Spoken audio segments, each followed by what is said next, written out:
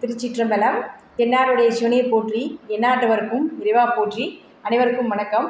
நாம் இன்னைக்கு பார்க்கக்கூடிய பதிவு என்னன்னு பார்த்துட்டிங்கன்னா, வரக்கூடிய 2025 4 கிரகங்கள் பயிற்சியாக போகிறாங்க. சனி பகவான், ராகு பகவான், கேது பகவான், குரு பகவான் 4 பேரும் பயிற்சியாகக்கூடிய இந்த 2025வது வருடம் ஒவ்வொரு ராசிக்கும் என்ன மாதிரி யோகங்களை கொடுக்க போகிறார் அப்படிங்கிறத நம்ம முழுமையாக பார்க்க போகிறோம். அதற்கு முன்னாடி நம்முடைய சேனலை சப்ஸ்கிரைப் பண்ணிக்கோங்க. பெல் பட்டனில் ஆல் அப்படின்னு சொல்லக்கூடிய பட்டனை கிளிக் பண்ணிக்கோங்க. அப்போ தான் நம்ம போடக்கூடிய அனைத்து பதிவுகளுமே உங்களுக்கு உடனுக்குடன் வந்துக்கிட்டே இருக்கும். இந்த வருஷம் பார்த்துட்டிங்கன்னா ரொம்பவுமே சிறப்பான ஒரு வருஷம். ஏன்னா ராகுவும் கேதுவும் குரு பகவானும் அதே போல் பார்த்துட்டிங்கன்னா சனி பகவான் 4 பேருமே பயிற்சியாகக்கூடிய ஒரு அமைப்பாக இருக்குது. குரு அப்படின்னு சொல்லிட்டோம்னா தங்கம், நகை, சுப நிகழ்ச்சிகள், குழந்தைகள், இது எல்லாமே யாருக்கு கிடைக்க போகுது.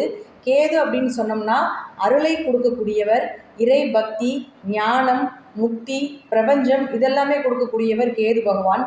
ராகு அப்படின்னா செல்வம், செழிப்பு, வளர்ச்சி. அதாவது கேது அருள், ராகு பொருள், லக்ஸரியாக வாழக்கூடியது எல்லாமே உங்களுக்கு ராகுனுடைய அமைப்பில் வந்துடும். சனி பகவான் முழுக்க நமக்கு அனுபவங்களையும் கொடுத்து அதே போல் நம்மளை நல்ல ஒரு சிலையாக சிற்பியாக இருந்து நம்மளை சிலையாக செதுக்கக்கூடியவர் சனி பகவான். இப்போ இவங்க 4 பேருமே மாறக்கூடிய காலகட்டங்களில் யார் யாருக்கு என்னென்ன கிரகங்கள் நல்லா இருக்காங்க, யாருக்கு என்ன கிடைக்க போகுது அப்படிங்கிறது ஒவ்வொரு ராசிக்கு மூலமாகவும் நம்ம பார்க்கலாம்.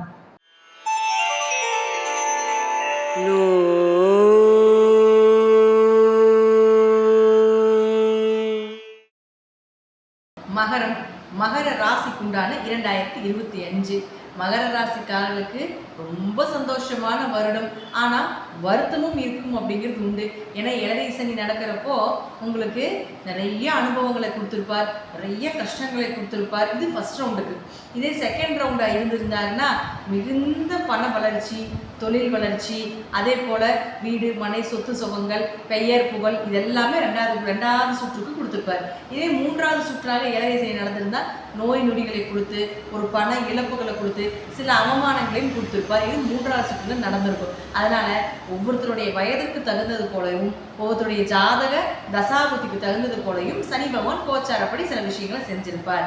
இருப்பினும் சனி இருந்த காலகட்டங்களில் நிறைய அனுபவங்களை கொடுத்து உங்களை ஒரு நல்ல மனிதராகவும் நல்ல அனுபவம் மிக்க ஒரு யதார்த்தமான இருக்கக்கூடிய ஒரு மனிதராகவும் ஆக்கியிருப்பார் அப்படிங்கிறது தான் முற்றிலும் உண்மை. இப்போ சனி பகவான் உங்களை விட்டு விட்டார். அதாவது சனி மார்ச் மாதத்தில் பயிற்சி ஆகிறார். அப்போது மகர ராசிக்கு திருக்கணித முறைப்படி ஏழரை சனி முடிவுற்றது அப்படிங்கிறது உண்மை. அடுத்தது சனி பகவான் உங்களுடைய ஜாதகத்துக்கு 3ஆம் வீட்டுக்கு போக போகிறார். முயற்சி ஸ்தானத்துக்கும் வெற்றியை கொடுக்கக்கூடிய ஒரு ஸ்தானத்துக்கும் போகிறார். அப்போ அவர் யார் மகர ராசிக்கு அப்படின்னா லக்னாதிபதி, உங்களுடைய ராசி அதிபதி. உங்களை இயக்கக்கூடிய கிரகமே யாருன்னா சனி பகவான் தான். அப்போ அவர் 3ஆம் வீட்டுக்கு போகும்பொழுது இது சார்ந்த விஷயங்கள் எல்லாமே உங்களுக்கு சக்ஸஸ் ஆகும். உங்களுடைய நண்பர்கள், உங்களுடைய உறவினர்கள், இது யாரெல்லாம் உங்களை தலையை குனிய வச்சாங்களோ அவங்க முன்னாடி வெற்றி வாகை சூடக்கூடிய ஒரு வருடமாக இந்த வருடம் 2025 இருக்கும் அப்படிங்கிறதுல மாற்றமில்லை. 2.5 வருஷம் அவர் அங்கே தான் இருக்க போகிறோம். டோட்டலாக விளக்குனால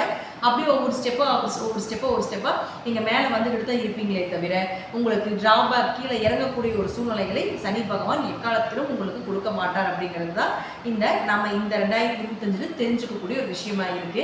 அடுத்தது பாருங்க, ராகு கேதுகள். இயற்கையாகவே ராகு உங்களுக்கு 3ஆம் இடத்துல இருந்து முயற்சி ஸ்தானத்தில் இருந்து நிறைய விஷயங்கள் நல்ல விஷயங்கள் எல்லாமே செஞ்சு கொடுத்துட்டு இருந்திருப்பாரு. அதே போல் உங்கள் மாமனாருக்கு ஒரு வளர்ச்சி. 3ங்கிறது மாமனார் ஸ்தானமும் உங்களுடைய இளைய சகோதரன் சொல்லக்கூடிய ஒரு ஸ்தானம். அப்போ அவர்களுக்கு எல்லாமே வளர்ச்சியை கொடுத்துட்டு இருந்த ராகு பகவான் இப்போ 2ஆம் இடம் அப்படின்னு சொல்லக்கூடிய தனஸ்தானத்துக்கு வரப்போகிறார். பொதுவாக 2ல் ராகு இருந்தால் நம்ம ஜாதகத்தில் என்ன சொல்லுவோம், ராகு கேது தோஷங்க. 2ல் ராகு 8ல் கேது இருந்ததுன்னா ராகு கேது தோஷம்னு சொல்லுவோம். ஆனால் அது தோஷமாக இருந்தாலும் குடும்பத்தில் சில பிரச்சனைகளை கொடுத்தாலும் 2ஆம் இடம் அப்படிங்கிறது பண வரவை சொல்லக்கூடிய ஒரு இடமாக இருக்கிறதுனால நிச்சயமாக 2ல் கேது வரக்கூடிய காலகட்டங்கள் பண வரவை அதிகரித்து கொடுப்பார். எப்படியும் மணி ஃப்ளோ ஆயிடும். எதிர்பார்த்ததை விட டபுளாக தான் எல்லாமே இரட்டிப்பு லாபங்கள் எல்லாமே அதிகமாக நீங்கள் என்ன நினைக்கிறீங்களோ அதோட அதிகமாக கொடுக்கக்கூடிய ஒரு பண வரவை ஏற்படுத்தி கொடுத்து விடுவார் அப்படிங்கிறது தான் உண்மை.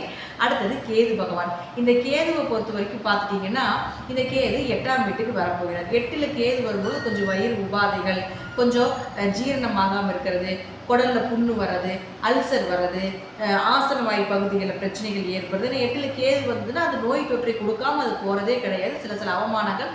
அதே போல் 8ல் கேது இருந்ததுன்னா சில பணங்களும் தேவையில்லாமல் விரயங்களாகும், ஏமாற்றமாகும். ஒரு பக்கம் பணத்தை கொடுத்துட்டு திரும்பி வராத ஒரு சூழ்நிலைகளை கூட இந்த கேது பகவான் ஏற்படுத்தி கொடுத்துருவார் அப்படிங்கிறது தெரிஞ்சுக்கலாம்.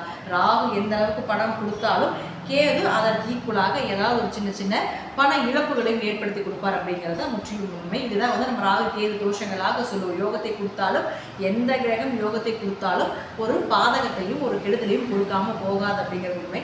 அடுத்து பாருங்க, ராகு கேதுகளுக்கு இயற்கையாகவே அவர்கள் நிழல் கிரகங்கள், வீடுகள் கிடையாது. தன்னுடைய எந்த வீட்டில் இருக்கின்றார்களோ அதை தன்னுடைய வீடாக எடுத்துக்கொண்டு அதற்கு போல் செயல்படுவார். அப்போ ராகு வந்துடுவார். அப்போ ராகு வீடு கொடுத்த கிரகம் யாருன்னு பார்த்துட்டீங்கன்னா சனி பகவான். இந்த சனி பகவான் உங்க ஜாதகத்துல நல்ல நிலையில் இருந்து விட்டால் ராகுவால வளர்ச்சிகள் மட்டுமே தான் உங்களுக்கு. பண வரவு, குடும்ப வளர்ச்சி, குடும்பத்துக்கு தேவையானதை பூர்த்தி செய்யக்கூடிய ஒரு சந்தோஷம், மகிழ்ச்சி இதெல்லாமே கொடுத்துருவார். அதே போல கேது இங்கே வந்துடுவார். இந்த கேதுக்கு வீடு கொடுத்த கிரகம் யாருன்னு பார்த்துட்டீங்கன்னா சூரியன். இந்த சூரியனும் உங்க ஜாதகத்துல நல்லா இருந்து விட்டால் நோய்கள் வரும், ஏமாற்றங்கள் உண்டு, சில அவமானங்கள் இருந்தாலும் அது சின்னதா விலகி பெரிய அளவுக்கு பாதிப்புகளை கொடுக்காது. அப்படியே கொடுத்தாலும் அதிலிருந்து எளிமையாக தப்பித்து வரக்கூடிய வழிகள் என்ன அப்படிங்கிறதையும் கொடுத்து விடுவார். சூரியன் கேட்டா இதெல்லாமே நடக்கும். அதே போல சனி பகவானும் உங்க ஜாதகம் நல்லா இல்லைன்னா வளர்ச்சி உண்டு. நீங்க பிரம்மாண்ட வளர்ச்சி அப்படிங்கிறத விட கொஞ்சம் நார்மலான வளர்ச்சியை ஏற்படுத்தி கொடுத்துருவார் அப்படிங்கிறது உங்க ஜாதகத்தினுடைய அமைப்பு. அடுத்தது குரு பகவான்.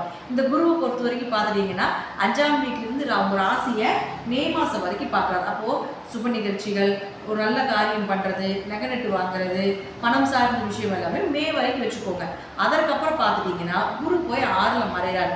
இருப்பினும் மகர ராசிக்கு 3 12ஆம் அதிபதி மறைவு ஸ்தானாதிபதியாக இருக்கக்கூடிய குரு மறையிற்கு ஒரு யோகத்தை கொடுக்கும். அப்போ ஏதாவது ஒரு கடன் வாங்க வேண்டிய சூழ்நிலை இருந்தாலும் கடன் அடைத்து விடும்.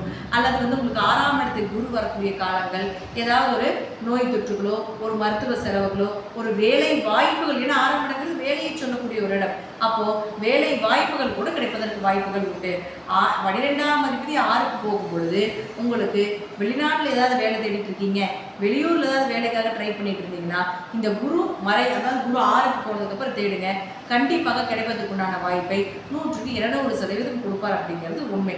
உங்க தசாபுத்தியும் நல்லா இருந்து உங்களுக்கு கொஞ்சம் சப்போர்ட் பண்ணிட்டா இந்த மகர ராசிக்கு 7வே சனி முடிந்த கையோடு நிச்சயமாக சனி பகவானும் ராகு கேதுக்கும் குரு பகவானும் ஒரு நல்ல வேலை வாய்ப்புகளும், பண வரவும், குடும்ப ஒற்றுமையும், குடும்பத்தில் சந்தோஷங்களையும் கொடுக்காம போகாது இந்த 2025 அப்படிங்கிறதா முற்றிலும் உண்மை. நன்றி, வாழ்த்துக்கள். மீண்டும் ஒரு நல்ல பதிவில் சந்திக்கலாம். திருச்சிற்றம்பலம், தில்லையம்பலம், ஸ்ரீ நரசிம்ம திருவடிகளே சரணம்.